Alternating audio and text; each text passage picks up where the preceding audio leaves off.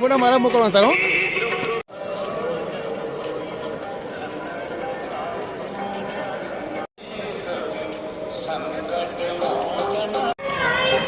મારા બધા નાખી દો ને જિલ્લા પાડું બધા